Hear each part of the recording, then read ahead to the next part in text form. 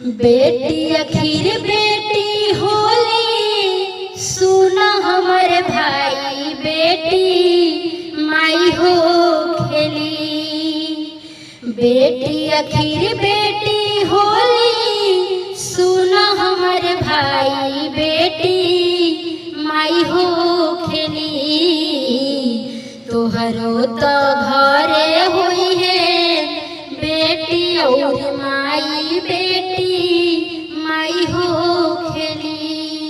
तोहरो तो घरे हुई है बेटी और माई बेटी माई हो खेली। बाबूजी के इज्जत होली लक्ष्मी समान हो। बाबूजी के इज्जत होली लक्ष्मी समान हो।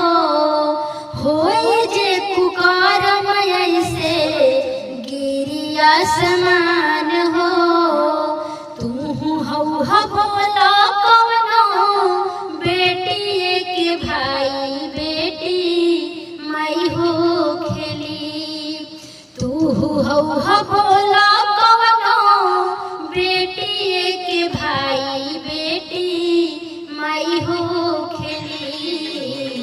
तोहरो तो घरे हुई है बेटी और माई बेटी माई हो खेली। तोहरो तो घरे हुई है बेटी और माई बेटी माई हो खेली। दोस्तों ये गाना अच्छा लगे तो लाइक कमेंट शेयर आप लोग जरूर कीजिएगा।